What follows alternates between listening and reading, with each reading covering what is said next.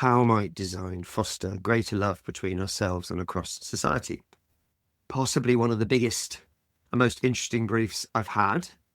When could we begin to detoxify society? A tough call, but could we look at that at least? We have to tell people, every single thing around us is designed. It's a bunch of decisions that humans make, and it's not just the designer who makes them. I think in some ways that's very true. We are moving design as a discipline forward.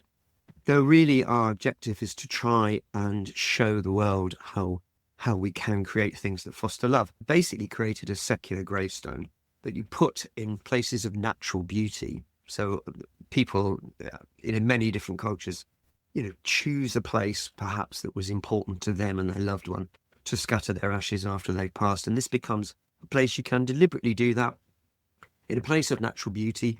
Thing around us should be ingrained with love. I think it will make a big difference. If you're going to design something, you're not doing it for yourself. You're doing it for someone else. And if there was one thing I would say to every decision maker, it's not about you. Hello, everyone. Welcome to Love and Philosophy. I'm so glad you're here today.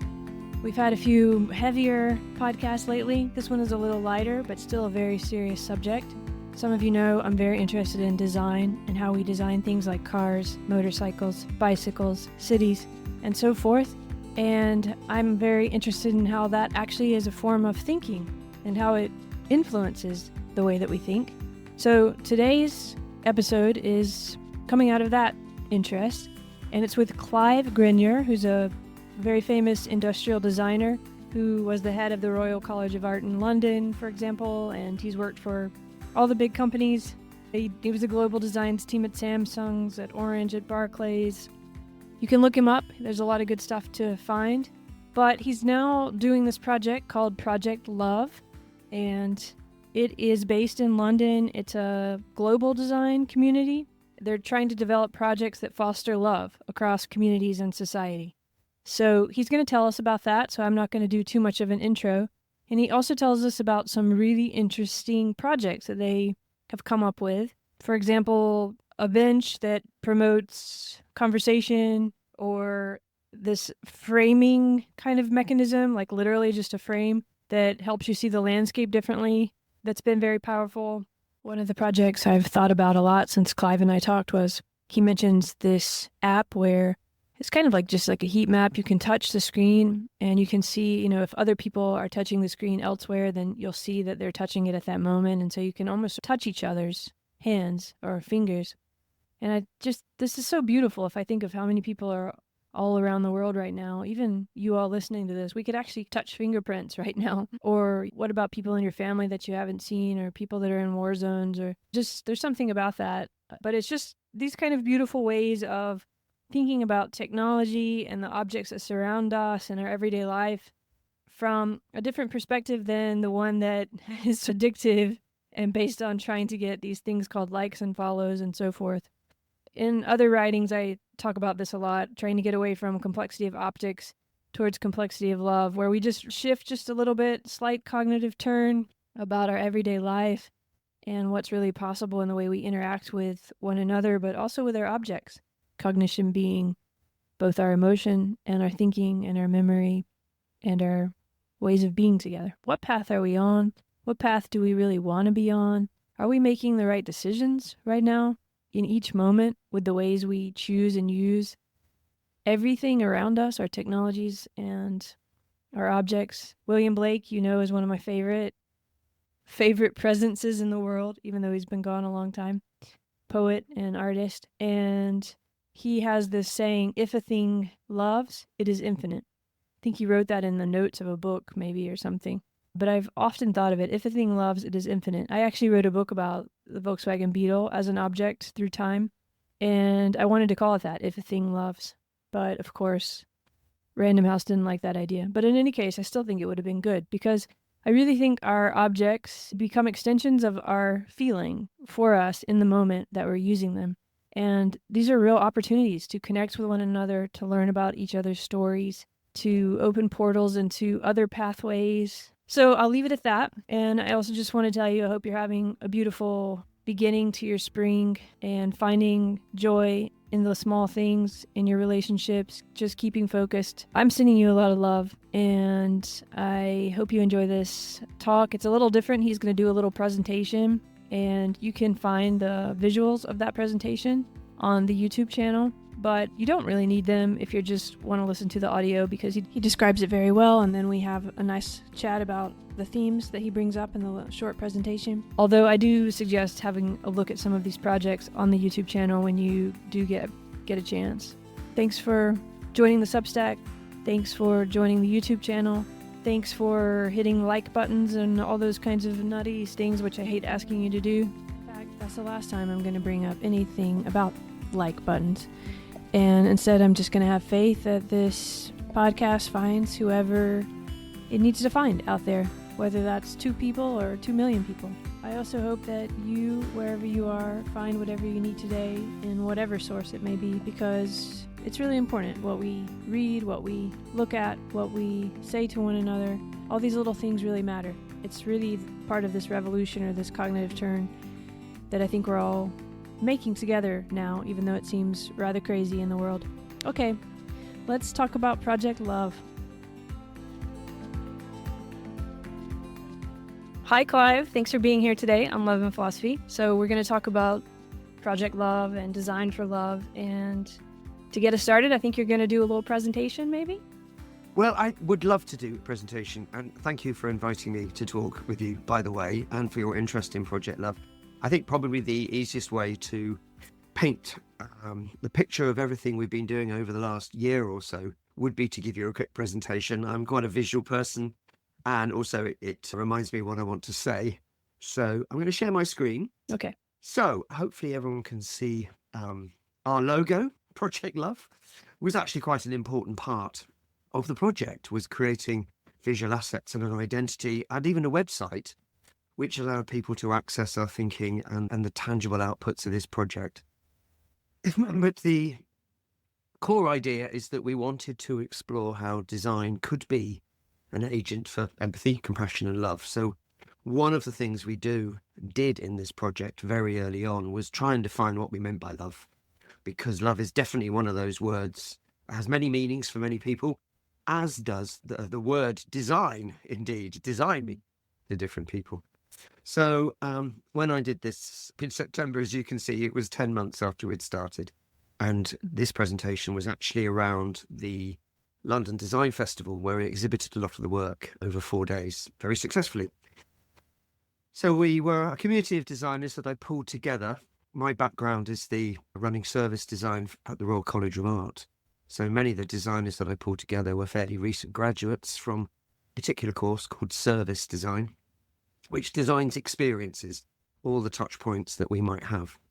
And we were asked by FETSA, a US organization, how might design foster greater love between ourselves and across society? Possibly one of the biggest and most interesting briefs I've had. I mentioned the FETSA Institute. They are an institution, one of those great US philanthropic institutions that has a large fund that they use for good. And they were exploring the topic of love, and they had talked to lots of philosophers and academics about love. And they came to me through my role at the RCA, Royal College of Art, to ask if we could make actions, the fostering of love, more tangible. They saw design as something that took research, perhaps, took insights, took creativity, and made something from it. And they felt this was the right time to try and make something about love.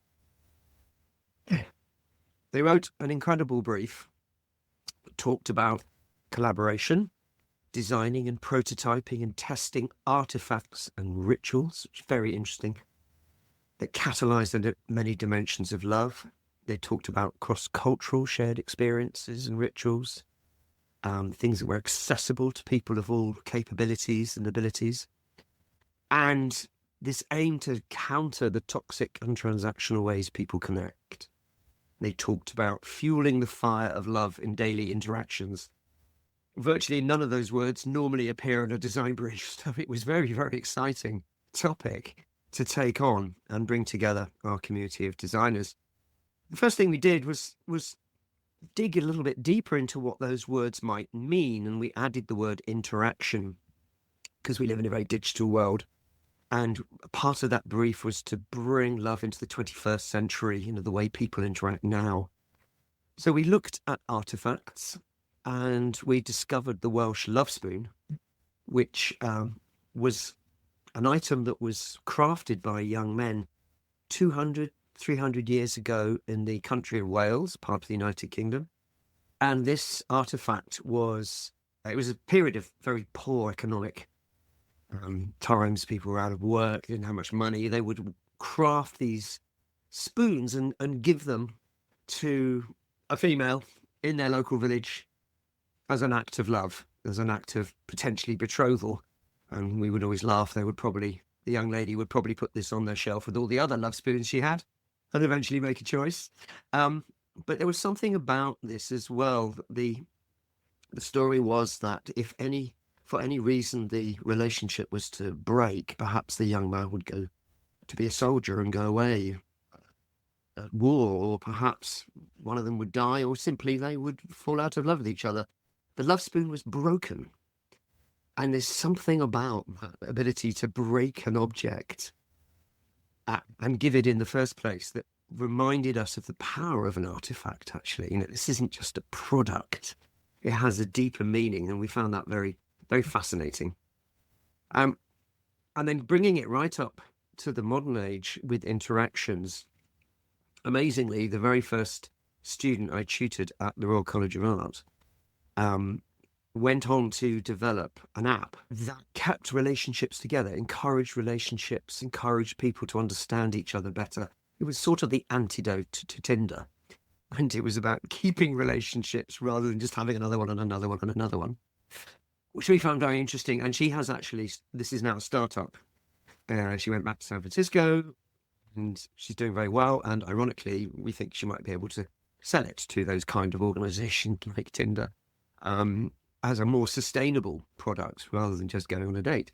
But there she was. She was using AI, or she said she was using AI. She was really just texting people, but they thought it was AI. Now it is AI.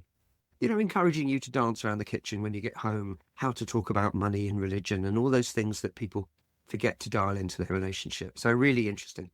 And then rituals, of course.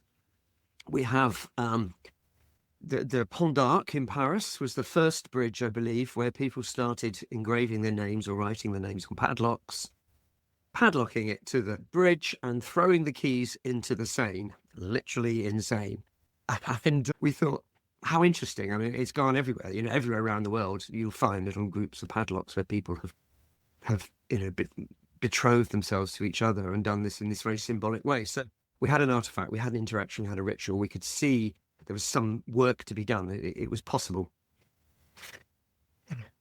So as I mentioned, the first thing we tried to do was define love in a meaningful way. And being service designers, we get Post-its out and Sharpies and we put things on the wall and we categorize them all over. And I was working with a philosopher writer called Mark Vernon, who's very well known, I think, in the philosophy world. He's just written a book about Blake, which is coming out this year. And he was a fascinating person. He knew nothing about design. I knew not enough about perhaps philosophy and spiritualism. Learned a lot during this project. And I just said, well, does it start with the individual, me? And he said, well, yes, to befriend another, first befriend yourself, as Aristotle said.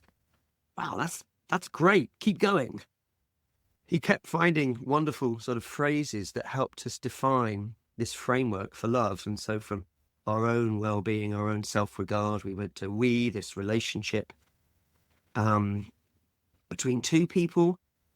And I think it's fair to say that in the end, this relational part between two people was of less interest to it, not completely no interest. But we sort of felt that between Shakespeare and Taylor Swift, they'd sort of done it.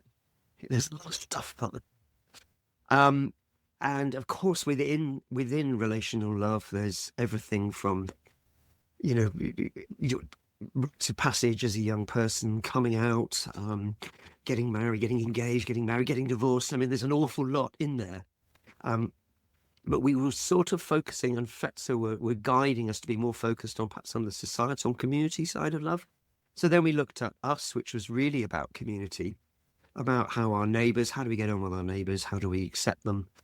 And funnily, personally, I was particularly interested in this because here in the UK, we had the coronation of King Charles III last year. Was it last year or 2 years? I can't remember.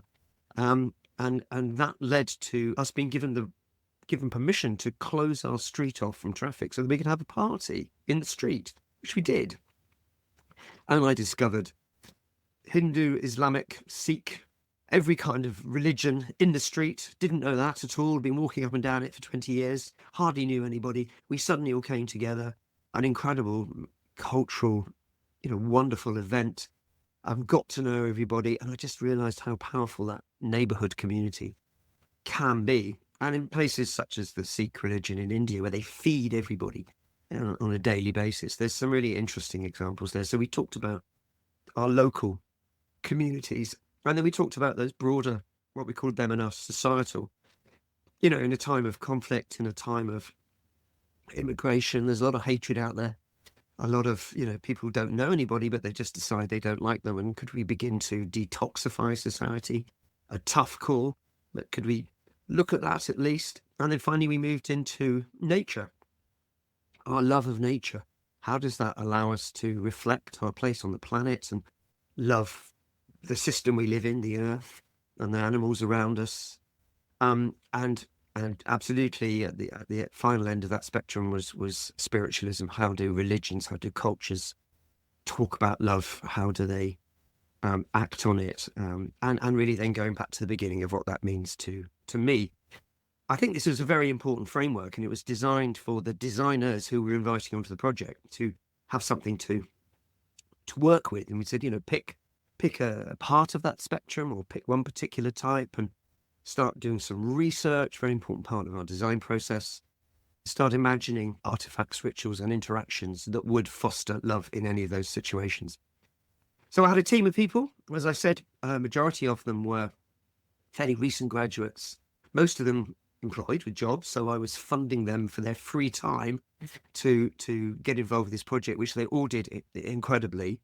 We had a few other people. We had a few tutors from the Royal College of Art, like Judah and Dave and Melissa. We had a few external people like Dan, who was a designer at McLaren. We had Rama, who was the head of the Helen Hamlin Foundation for Inclusive Design. And we had people like Hamza, who was a specialist on AI, Cam, who's a specialist on finance and economics. So a really broad bunch of people who came together. Some worked individually, some worked in teams to develop some tangible ideas. And it was a complete blank piece of paper apart from that framework. We also had a fantastic advisory team. I mean, if you're doing a project, get a good advisory team. We had Mohammed from Fetzer. We had Ali, who was the founder of Lovewick, the app I showed you. Matt Lee, Human Flourishing Network in Harvard. Olivier Commander, who's actually a speech writer for various people who've occupied the White House, as well as being a product manager at Google. Andrew Burrows, who's a designer and now runs a company called Healthy Minds.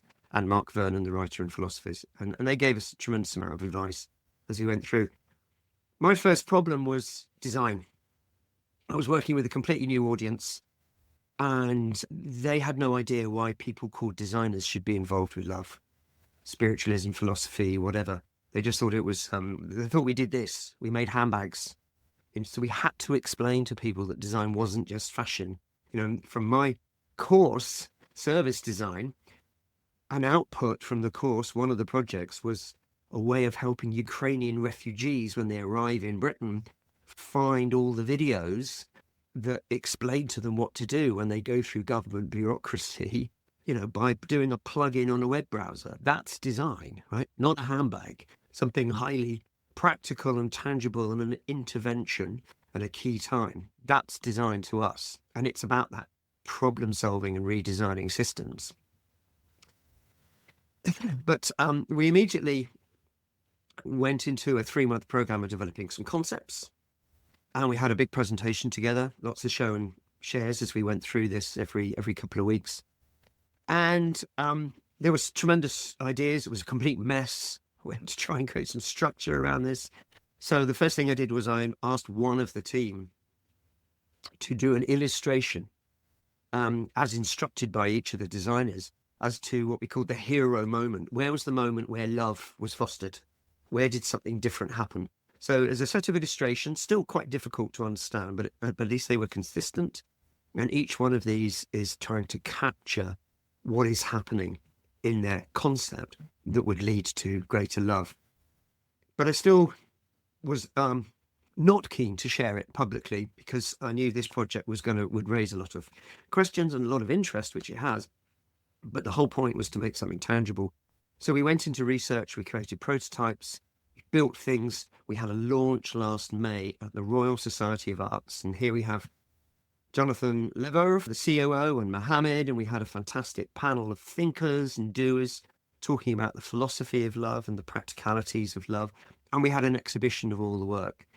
At the end of it, we had Tim Brown, who's a famous designer, the chair of IDEO design company, who came in and said, "Wow, you have got a movement here." So we said, "Yes, we do." And quite a few people in the audience said, "This feels like the thing that comes after design thinking." And I thought that was a wonderful thing to be told. And I think in some ways that's very true. We are moving design as a discipline forward. Though really our objective is to try and show the world how we can create things that foster love. So let me show a few examples. 25-degree bench was actually created before Project Love had started. But I'm an examiner at various design courses, and I saw this project, and Harvey, the designer, had been troubled by poor mental health, seeing people with poor mental health, I should say, wanting to do something about that. So he created a bench that's designed at 25 degrees at each end to encourage people to talk. Encourage them. It's the degree where you can't fail to catch the eye. And so we included that in our sort of portfolio of designed objects, and it's in a way the most tangible one.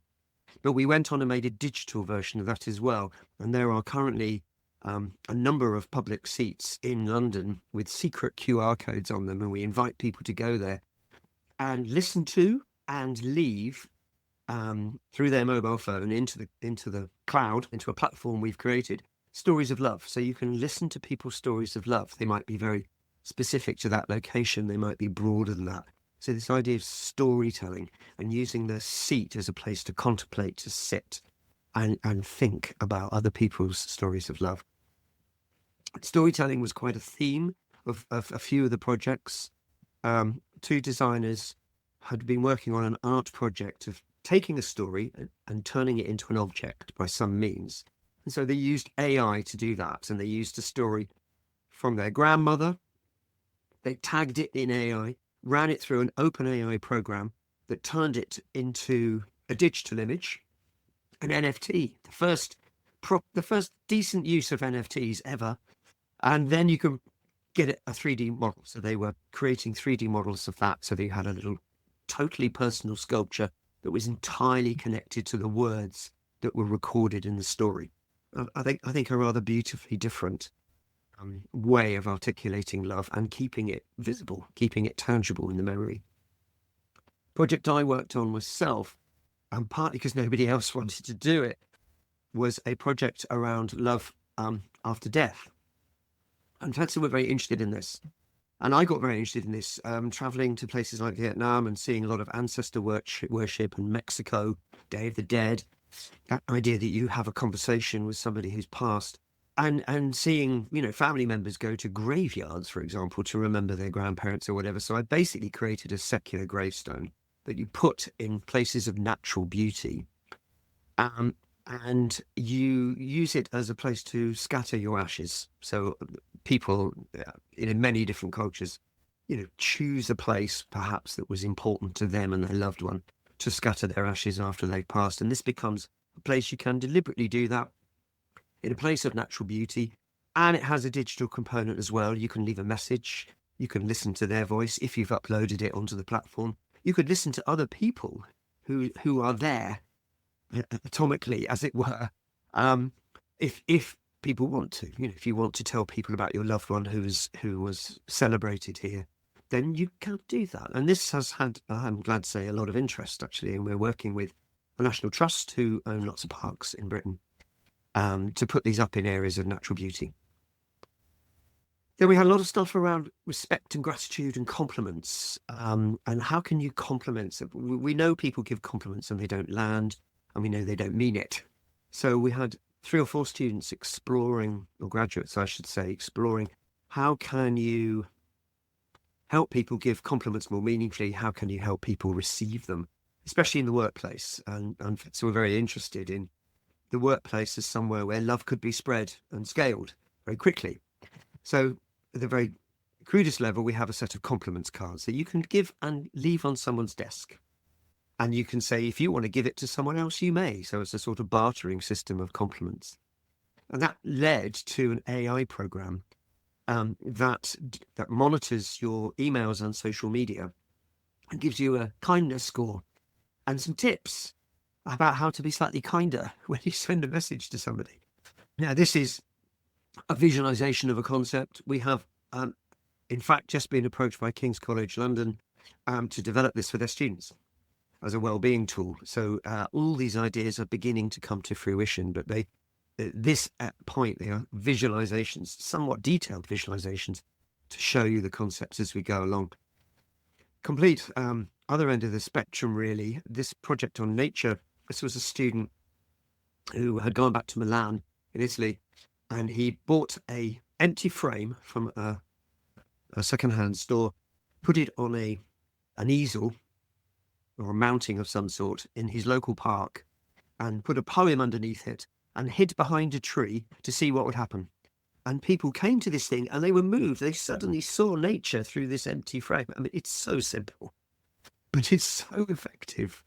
And reflecting on your role in nature again, and just seeing that frame and seeing the view.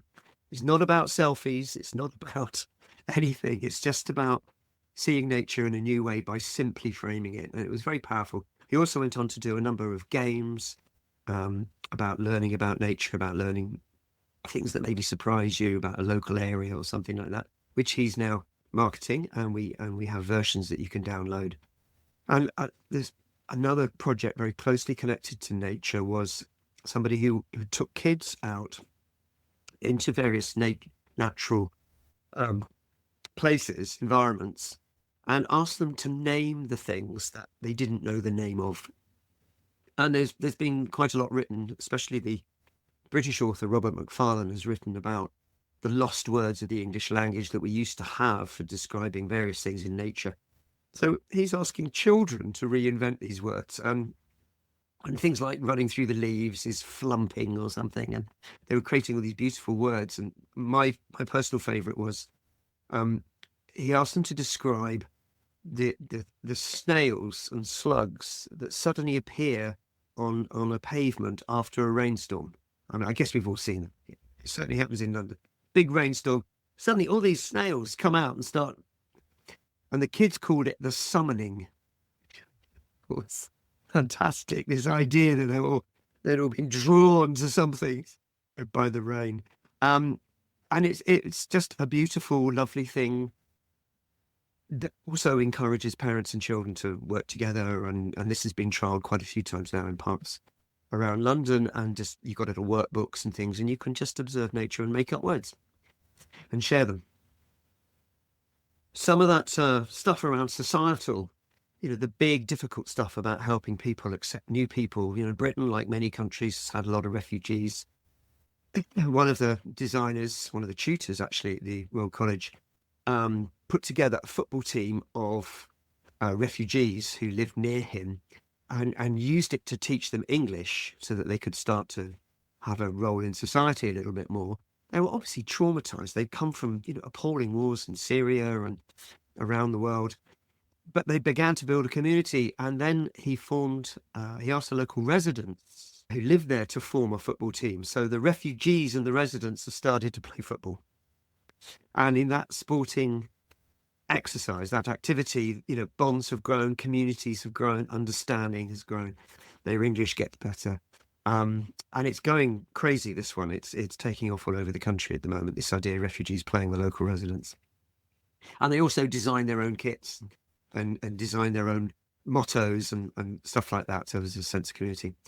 One student from Turkey talked to us about a tradition, a cultural tradition of drinking a particular drink and having this event called a mehane, where you recite poetry. So we're having themed events with communities, diaspora communities and multicultural communities, on the topic of love. What does love mean to them? How can two different communities come together with a lot of drink and good times and music and food, and we've replicated that in Lisbon. We've replicated it in Shanghai, and I can't remember a few other places where we're trying to repeat this to build up conversations about love in communities, especially communities that are perhaps far from home.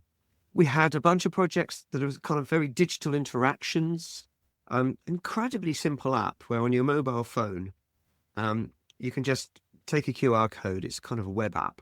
And when you touch your screen, you get a little sort of heat map on it. And if somebody else is touching a screen, you'll see their finger as well. And you move around each other, and you can project this onto the side of a building or onto a bus stop or, a huge space. And it sounds incredibly simple, but when you do it, who knows which side of the Gaza, Tel Aviv side you are, but you'll just know you're touching another human. And it was designed for use on public transport and places where you just need to be reminded. I worked with some students in Lucerne in Switzerland. And one of the students, every morning he leaves his home and goes one way and his wife goes another way. And they're sitting on the train and they just touch their phone with each other and they see their touch. I mean, it's so simple, but it's unbelievably impactful on them and they do it. And so I think you could get the picture here that we're proving that design can do stuff. And we decided that design can shape what we mean by love, like compliments, for example.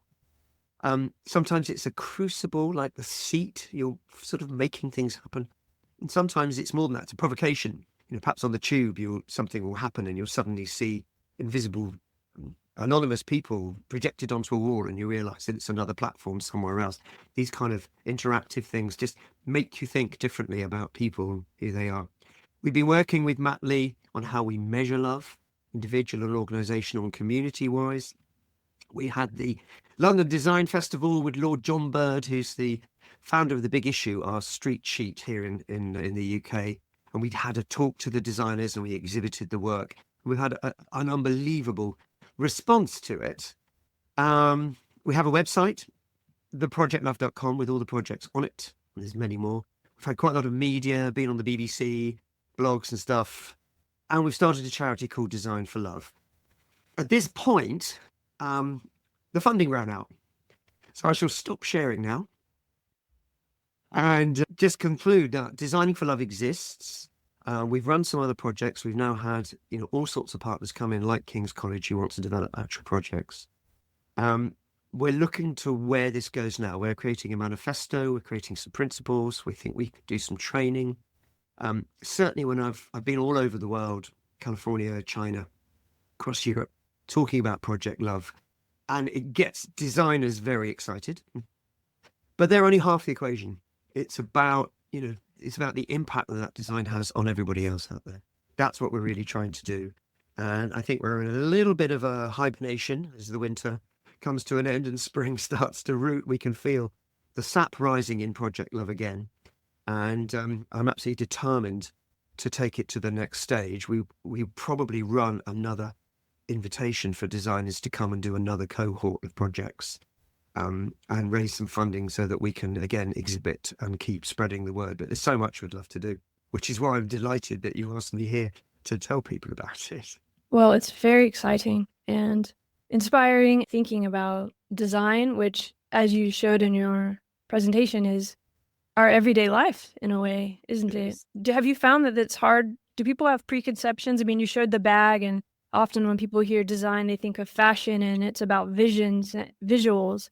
But it seems in what you just showed, it's an embodied, inactive, ongoing relationship with the world, something like that. Have you found it hard to get people to understand design in that way, as actually so connected to the way we think and act and are in the world? Absolutely. I have found it very hard, and I've found it hard for the last 30 years. It's my design career. I think, yeah, design has become designer, it's become a luxury.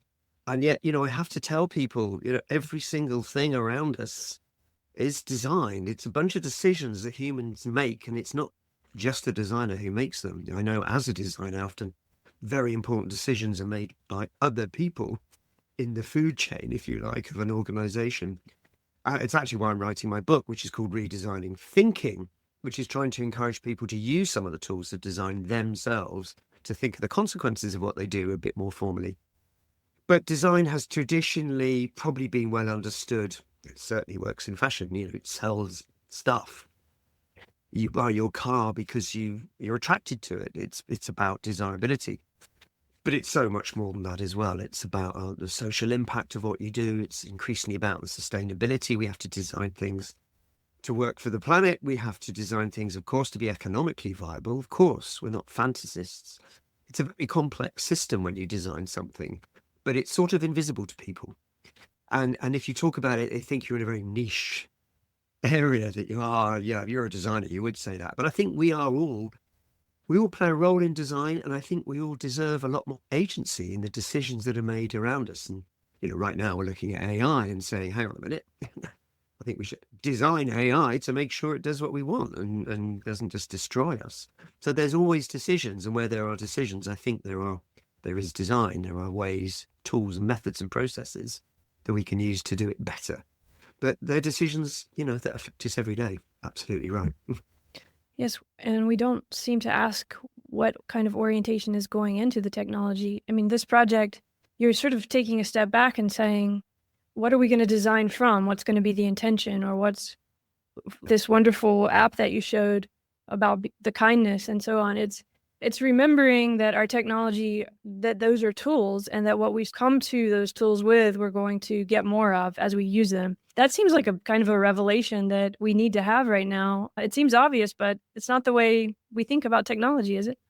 No, I like the way you put that. And it reminds me, I mean, I often talk about design. I go into schools a lot as well, which I love because you're working with kids. And I show them a Greek vase. I think design is an incredibly innate human activity. A Greek vase is shaped to be beautiful. It usually tells an incredibly important story. It also pours oil really well, and it also stands up and doesn't fall over.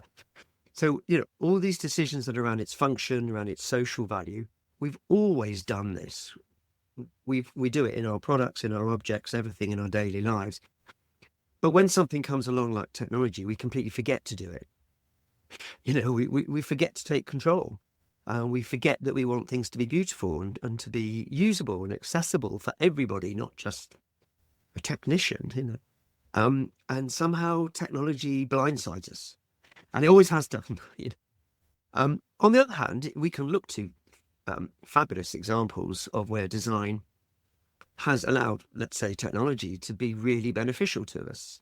And if I remember the very first computers, they were horrible things that I didn't want on my desktop, that had little sort of green writing on a black background. They didn't allow me to do anything. But the revolution in computing probably got quite a lot to do with Apple.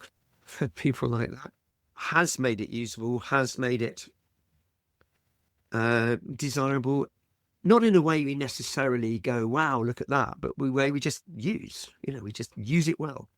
I turned my Apple phone the other day into a simple phone for my mother who's got Alzheimer's. And, somebody, I didn't know it at the time, in your Apple phone is an assisted way of using it that can work for somebody with Alzheimer's. Somebody made that decision and did it. So there are delightful things too in technology, but especially when they're new, especially when they are first formed, we forget to design them, and that can have quite a serious consequence. And it can take time to catch up and stop that consequence. I think it's also this idea of emotion and love being something we feel, something we experience. And I think it's wonderful what you said about how we might design our house, like we would have a certain vase or a certain furniture or something because it makes us feel good, or because we have a kind of experiential understanding that we want the house or the room to give us a good feeling. And we don't necessarily bring that to technology. I mean, you are with this project, but I wonder how you've learned in your own life to talk about that, or to really understand that design is also about how we're going to feel. And when we're using our phones and stuff, a lot of the time it's the feeling of addiction or something. I mean, there's also just a kind of presence or attention of noticing, hey, this is a designed object, and how does it make me feel, and do I want to feel that way? Have you seen that as part of this project too, just to bring awareness to that whole aspect of what's going on? I do. I definitely do. I mean, ironically, one of the outcomes of this project is that people now have a stronger understanding of design, which is weird. You go in and say, I'm going to talk to you about love, and this is stuff we've designed. And then they say, oh, that's design. Oh, great. You know, they begin to understand that not simply imagining, but giving you something you can interact with, you can react to. Suddenly goes from 2D to 3D. It goes to all those emotions start to come in, and they begin to see how you are making the future tangible. You're making the possible tangible. That becomes very important. I think design has always been about emotion because that's what sold it. People want a product, an object, a building to be desirable so people go into it and use it. And in recent years, that's driven a lot of design activity where they're to make people want something. That's not necessarily a great driver. And for a long time, I ran a series of lectures called Lipstick on a Pig, which was kind of what it says. Design was just making something beautiful at the end of the process. My message is that we need to bring it way upstream to really make sure we're making the right decisions and making the right things. But what was interesting about Project Love was we weren't making an object and then making it desirable. The object was desire, emotional resonance, and compassion and tolerance, and all those words that I sort of packed around the word love to make it tangible to people, make them take it seriously, actually. Because if you just say love, they didn't take it seriously. They just thought it was romance.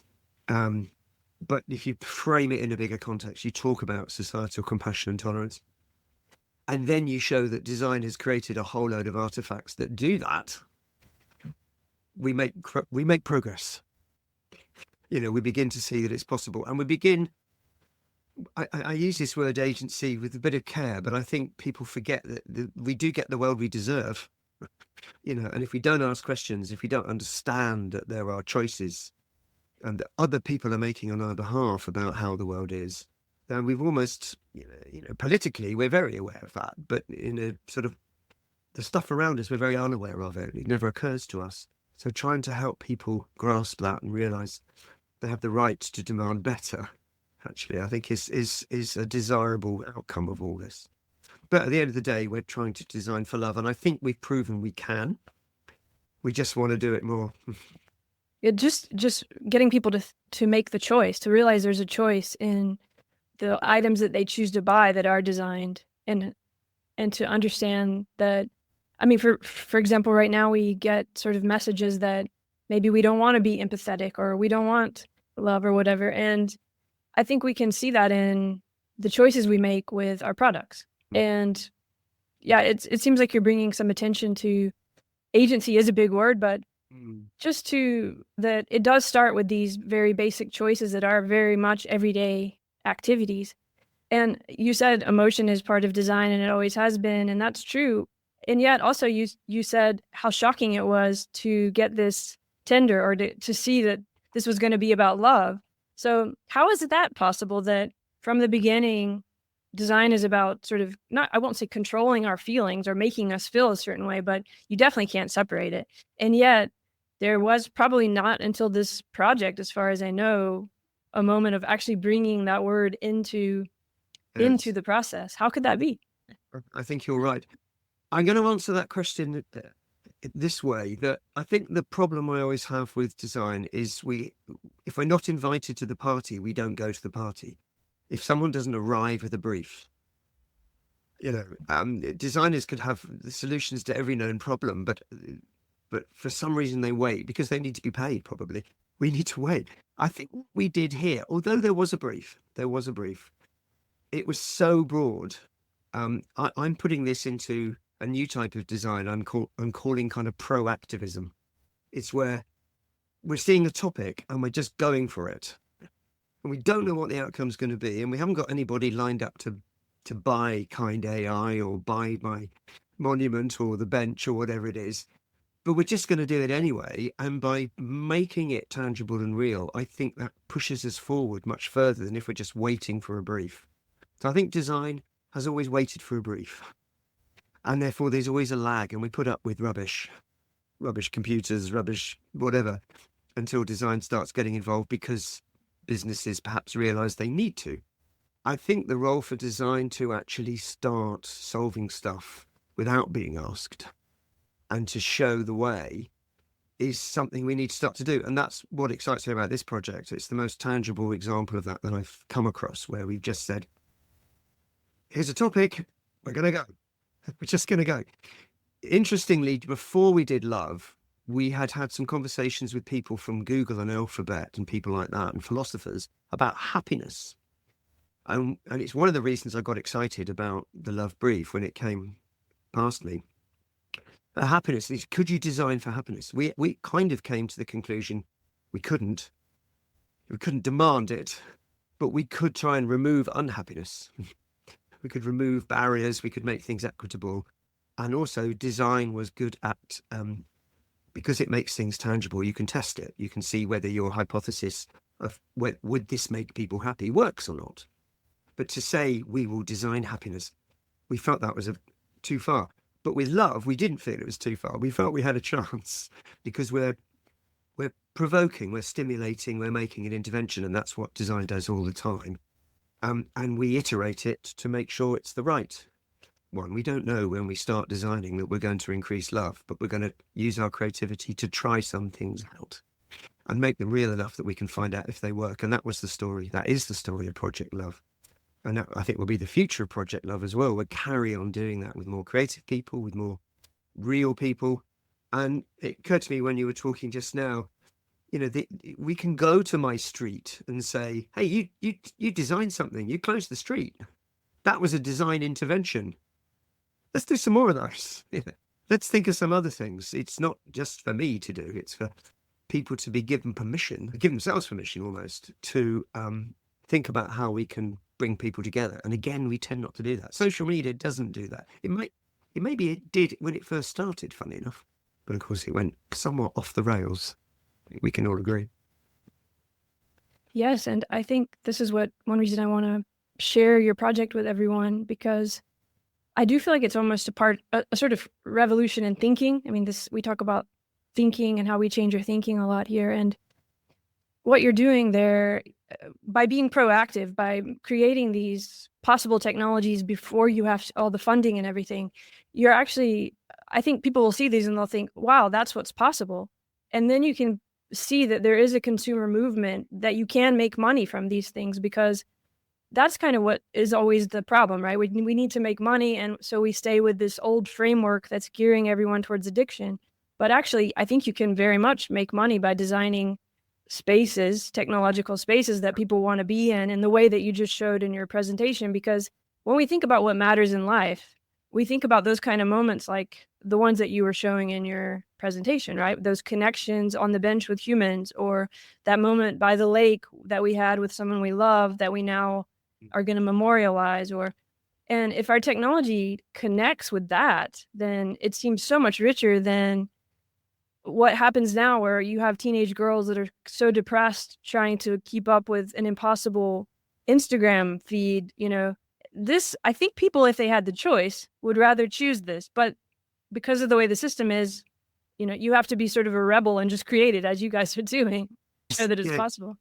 Yes, that's right. I mean, I suppose we're behaving entrepreneurially in a way, but we just don't know, we're not even bothered about the business model at the moment. We just want to get the ideas out there.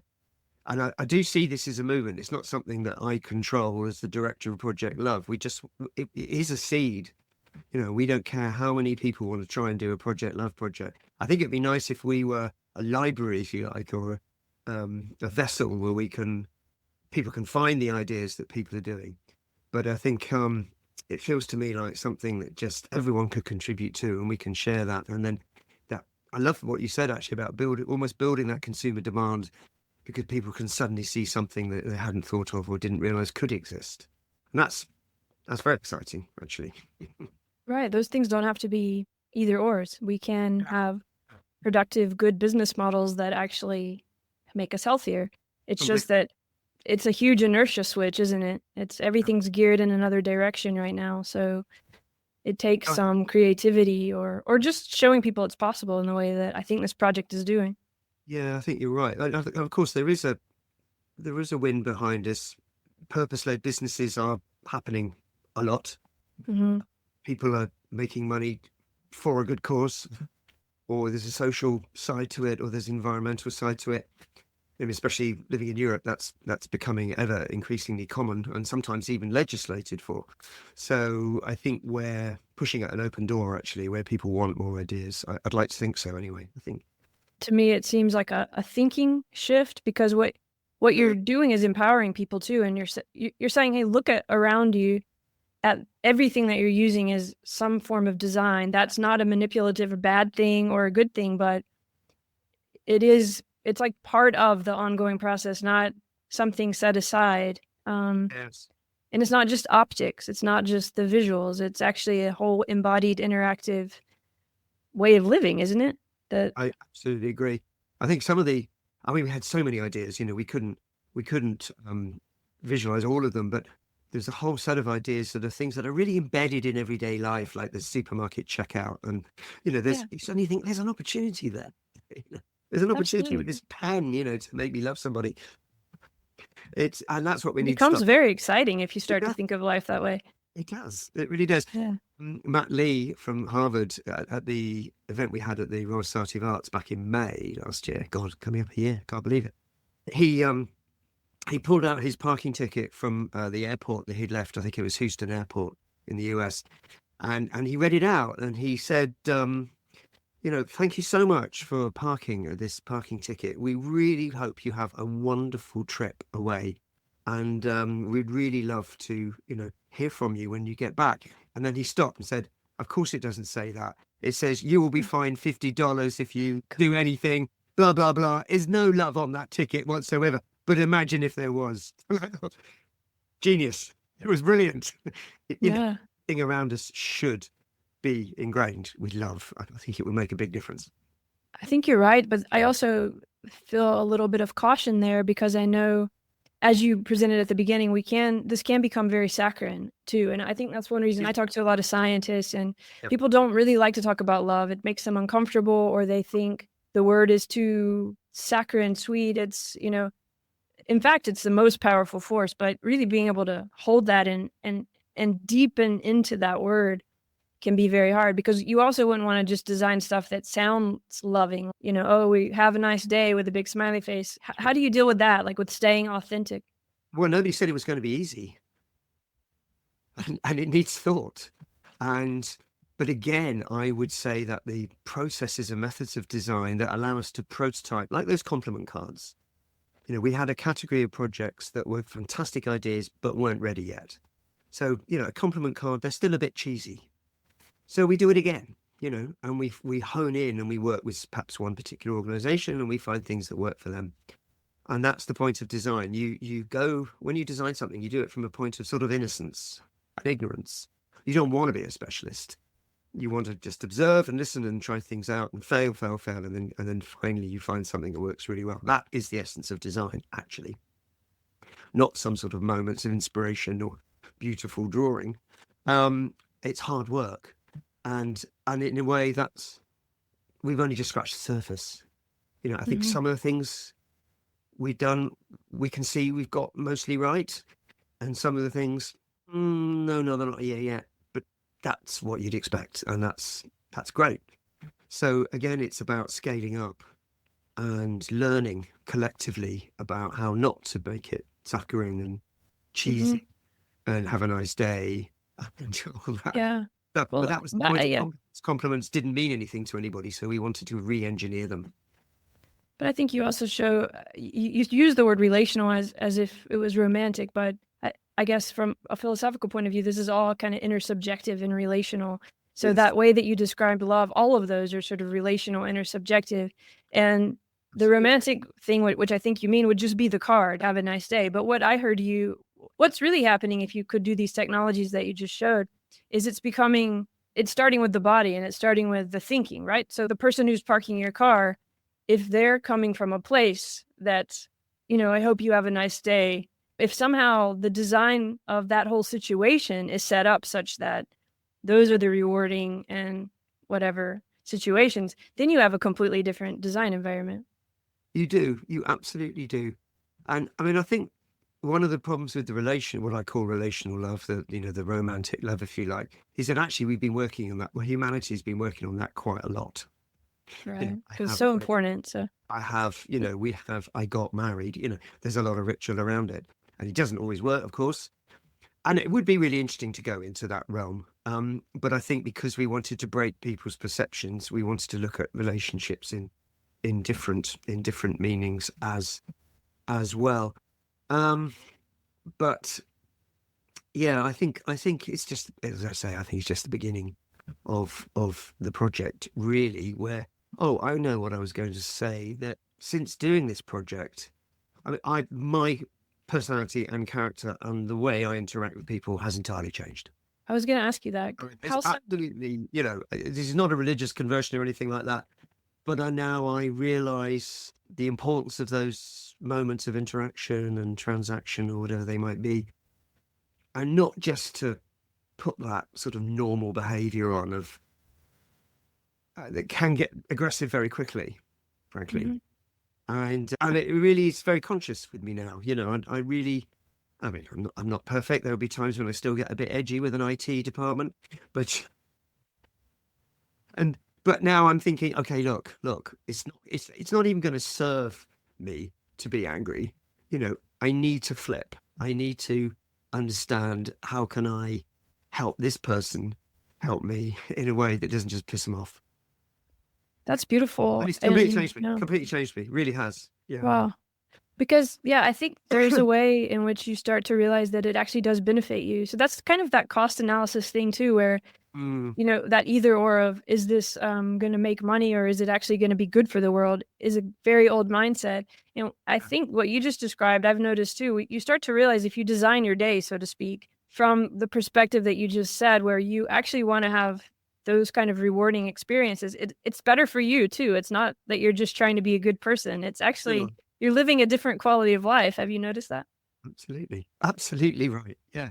I'm calmer. I'm happier. People like me more. Yeah, and for me, that's kind of real power, right? Yeah. And Yeah. that also seems a bit of a contrast to the optics of the moment, which I think we're getting out of, and a lot of people Yeah. are moving towards a different way. I do think this is the right side of history, but that old way of designing or thinking of a star designer or thinking of design is very optics based and presenting something, even if it's not how the actual experience of it is. Yes. When you said this might be after design thinking, I'm not sure what design thinking is, but do you mean something like that? Something like a different. Yeah. So design thinking, for about the last 20 years has been the idea that you use the same processes and methods that I might have used to design a thing, to design a more abstract concept like a business or a service. I ended up being head of service design. A service can be your health service, going to a doctor, or it can be your financial management, your bank. It can be, there are many services in life and they are usually designed accidentally. So we're just using the same methods. But about 20 years ago, people like IDEO design agency started talking about thinking like a designer. So a lot of management consultants, they get out the post-its, they say, who are you designing for? And it's a human-centered. And to be honest, it's been somewhat devalued, I think, out of misuse and not really doing it that well. So it's a ripe moment to say what's beyond design thinking. But I think the idea that design for love, project love, is a set of examples of how you might do that. That you're framing your transactions differently, that you're thinking about how you collaborate at work. These are very practical things, actually, but they could be very impacted by an approach that puts love the predominant position, and one could immediately begin to see what that might achieve and how the world will be a bit different, everything we've been talking about. So I think this idea that it's beyond human centricity in the sense of making my piece of technology usable, or making sure I can access my bank account, to then add this extra layer. You don't really want to see that. You want to see it as being ingrained, as we were talking It's about. almost going deeper or It is, isn't it? It's like, becoming more present to something. yeah, exactly. We need some better language here, but you got it, I think. And it's somehow that really does feel like, ooh, we're making decisions with that framework for creating a better human environment, however we want to use the word love. That's why I keep talking about compassion and empathy and tolerance, because we can immediately see how that could make life easier and better and us happier, ironically. So, yes, and I think that's just as important part of your project, and you introduced it, right? But it's not only about looking at what design means, it's looking at what that word love means, and because that needs redesign too, in a way, in the way that we use it, because it's so much power and so much importance in that in our lives, but the way we use that term doesn't reflect that. So I really like that whole dialogue that's ongoing too. Is there any kind of practice in design of learning to think like a designer, or because what you're doing is reaching out to all different kinds of people and ways of life? Is a practice-based idea part of it too? yes, well, I spend nearly all my time training people in service design, using design thinking to make better decisions in terms of your organization, whatever organization that is, a government organization or a business. A lot of this came from fairly recently, actually, somebody saying that their daughter wanted to study design. What did I think was the most important attribute they needed to have? And I think they're expecting me to say drawing or, visualization or something like that. And I said empathy.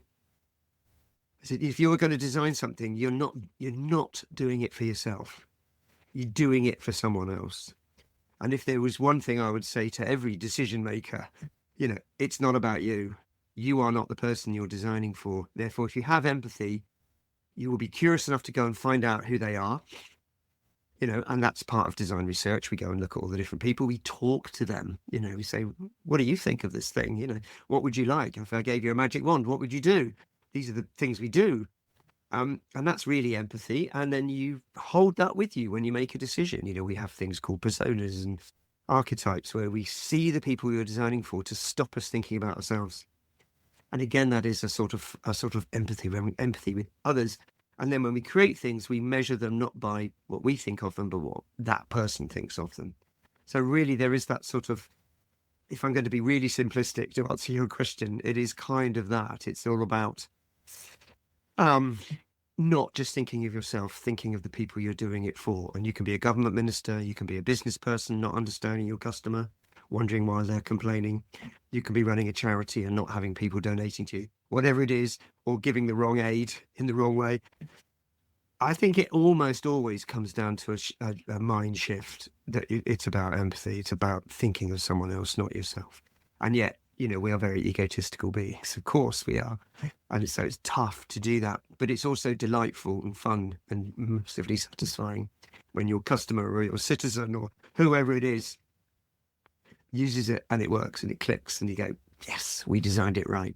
And it's actually much more power to you, a real power when you go that route, I think. Yeah.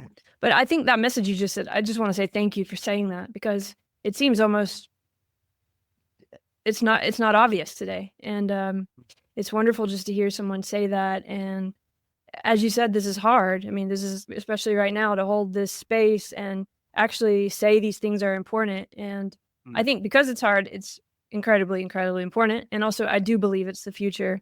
Yeah, just in all our different ways, but definitely people who are thinking about design, and all of us as we think about designing our lives, right? Or what we're doing with design. So I just want to say thank you for that and for the project. And is there anything that we haven't talked about that you want to be sure people know, or that you want to say, or that's on your mind?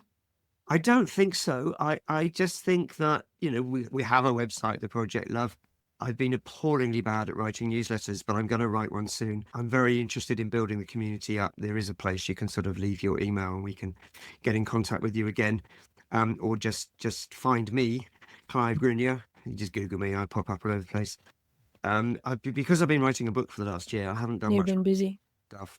So I need to get back to that now. I'm just collecting the proofs of my book as we speak. That's exciting. It's also about thinking, redesigning thinking. Is that still the name of it? It's a lot of what I'm saying to you is in that book. It mentions Project Love, and I was thoughtful that I might now look at doing a second book that's more specifically about designing for love, and that would make a lot of sense. But I need to find some time. Actually, Fetso just commissioned me to write a chapter of a book on love and all these things really. Oh, good. I'm going to be writing that chapter in the next week or so that will keep me going, and that I'll let people know when that comes out. But I think there's a lot more to do here, and it's, as usual, it's time. And, and energy. It's very rich, and you already have such a basis, and it's not like you need anything new. It's just digging around and how to present this to people. Yeah. But please, if anyone wants to get in contact with me, let's keep building the community. And I'm hoping we can perhaps have some sort of conference or event in the next 6 to 12 months. I think that will be really interesting. It's just time and energy. That sounds exciting. Yeah, because I think there's a lot of people who are wanting to hear these kind of words, and especially wanting to think about design in this way. So, thanks so much for finding me and talking to me. It's been well, thank you for what you're doing. I mean it from the most authentic place. I'm really glad you're doing it, and I hope you keep doing it. I'd love to hear more about what you do as well. So perhaps we'll have that. All right. Well, thanks so much, Clive. My pleasure. Good luck to you, and we'll speak again.